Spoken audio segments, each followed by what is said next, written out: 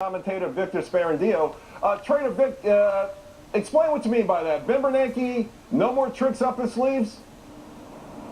Well, pause for a minute. Philosopher King means that he knows more than other people, so therefore he's bestowed with this gift that he can manage what other people can't or what the world can't. So it's really a bit of Plato was the one who created this concept. In any regard, no one can do that job well. And I am very critical of Ben Bernanke. I think he does it extremely poorly. But aside from that, there isn't anybody that can do the job of running the money supply of a nation of 311 million people, and then indirectly the globe, which is about another 6.6 billion. But Victor, here's the thing that scares me with Ben Bernanke.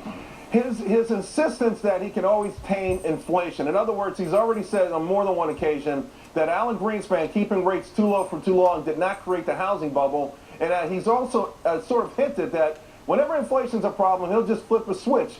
Is that kind of false bravado? Is that just pure ego? Or is he trying to assuage our fears? Well, let's put it this way. He hasn't done a good job since he's been in office, has he? I mean, we don't have jobs. We have now higher inflation than we presumed. We have lower GDP than presumed. I mean, let me ask you this, Charles. Do you believe that he's ever traded a derivative in his life? Do you believe that? No.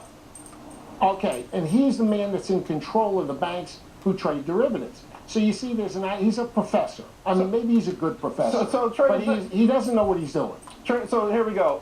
What would be the alternative? A lot of people watching who might like the Fed or may not like the Fed. They would like to know what would be the alternative to a Fed chairman and a Federal Reserve.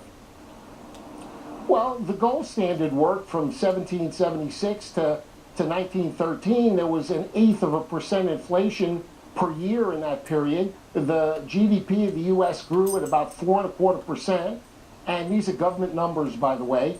So, I mean, the only reason we're not on a gold standard is because the banking system in the early 1900s wanted protection against losing money on runs.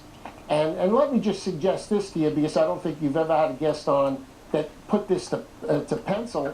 The cost of the Fed is 3.22% a year compounded in inflation from 1913 to date. Now that means that money doubles, your cost of buying goods doubles every 22 years. Since 1971, it doubles every 16 years. So the point is, the Fed has a cost. And when he prints money or he buys securities, government bonds, you don't see the cost of that, but the cost is there. If there was no cost, believe me, he'd do it into the trillions. Trader Vic, we're out of time, but I'm going to squeeze this in. Ultimately, does this all come crashing down, more or less, yes or no? Without question, unless things change fairly quickly. Okay, and I want to read that work that you put together. It sounds fascinating. Trader Vic, thank you very much, man. Okay. All righty. Well, first they came for your lemonade stand. Next, they came for your green